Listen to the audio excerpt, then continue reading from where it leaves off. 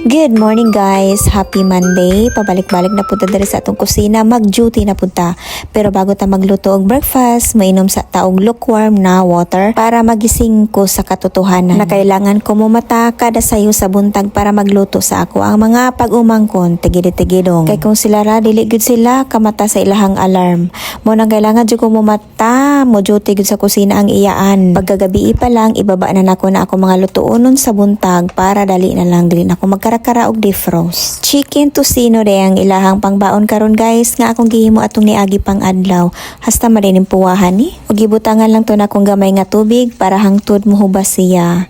No, and then magduag na taan ni og 1.5 cup na rice. Aning gibutangan ako na siya suka diha og cinnamon for etchos lang. Bitaw ay para dugay na siya mapanos. Pero di na magdi siya mapanos kay gamay raman to, mahurot ram to nilang pangbaon nila. Ato ana ni ipahigda nga atong pangmalakasang tadtaran nga hastang bugatag yun. Grabe kayo katibay nga gipalit ako diri sa TikTok. So mana na ano na siya, nabukal na nga tong chicken tocino. Nya butangan lang ako na siya og toyo para madark gamay nga mura no gara siya jugo ay. So mana butangan lang pa siya black pepper para mahumot-humot. Nya mas mulami pag na siya parehas nimo. Chares. Unya ato asa na siyang pahubason, takloban. And then diri na po sa lamisa kay ako ani andam ang mga baonan sa mga chikiting. Unya kulang na po ang ilang tumbler kay ipamilin sa eskwelahan. Okay kayo. Mauna ni itsura sa atong chicken tocino. So akong gi-marinate guys, gamay ra gyud, igo ra gyud sa ilahang tulo pambaon nila. Dili na nato daghanon pala bisag ka gasto diha. Mao na. Pero ang kanayang nagwapa na kayo no. Anya ang kaning kaha na to, di na to siya hugasan, diretso na siya butangan na to og garlic. So maayo sab gani no kay nakapanugo ko sa mga kids atong Sabado nga magkuan sila, magpanit sila og garlic. So bago na pa nga atong garlic with oil para inigisa-gisa na to, already na siya. Mindset ba? Mindset. Sa mga na ang kaha gibutangan lang siya gamay nga tubig, unya gibutangan ako siya suka para dali ra hugasan unya. Unya kanang batong sobra naman atong gabi so mo na ilang pamahaw karon. Ug kaning atong fried rice basa-basa ni siya. Oy. Kagibutangan ako na siya og nor, and then syempre ang katong kuan sa tocino, mga soso sa tocino nga nangabilin. So dito siya neto sa rice para lami. Unya kay hindi man talaga kompleto ang tocino natin pag walang fried egg. Mag fried egg ta diri. Tagsaan nato silang tulo.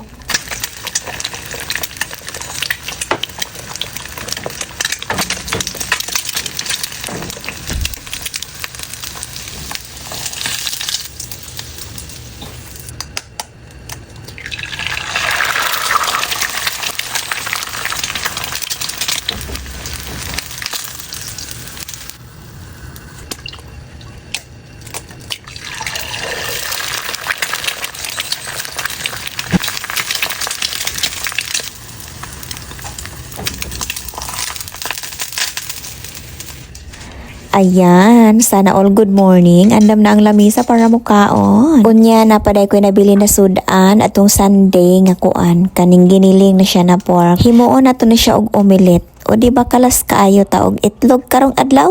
So kaning kiddos dili kay sila fan aning giniling na pork. So para mapuslan yun siya no mahurot yun siya himo na to na siya og omelette tapos ipabaon na to sa ilaha. Timplahan lang na to na siya og asin og of course ang walang kamatayang black pepper na durog-durog. Tapos maghimo tag tulo ka omelette. Kaning pork giniling na mo guna siya carrots og kanang patatas. Dagko na ko nga pagkahiwa. So wala ka nila ginapansin. So ato na siyang baluton og itlog.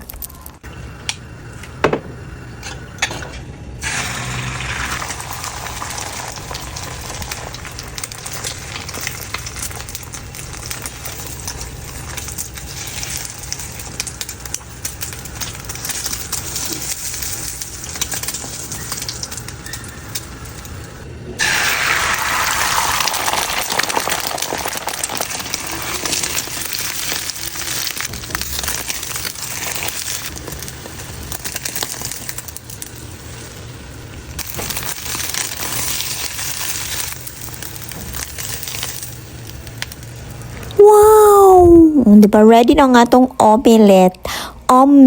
O, ganon. So, ato na siyang i-slice. I-slice ang watermelon. Diba? Duha na nagkaadlaw. Karoon pa na ako na yung unahunaan. O, i-slice. Siyempre, ito nga lang atong kailangan, anak. Kaya kung hiwaon ako na tanan, malain man yung lasa. Pag magbutang na sa ref, dapat buo siya ibutang sa ref para ipag-slice ni mo lami siya. Pangbaon o pang breakfast niya nga ako ang gipanghiwa. Unya kay late na malagi sila ni mata, dili sila magsabay og kaon karon. So mag-prepare na ko og pangbaon nila.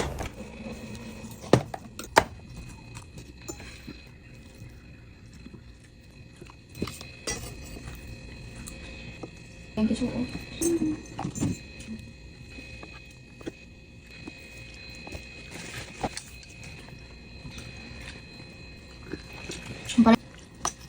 Lado.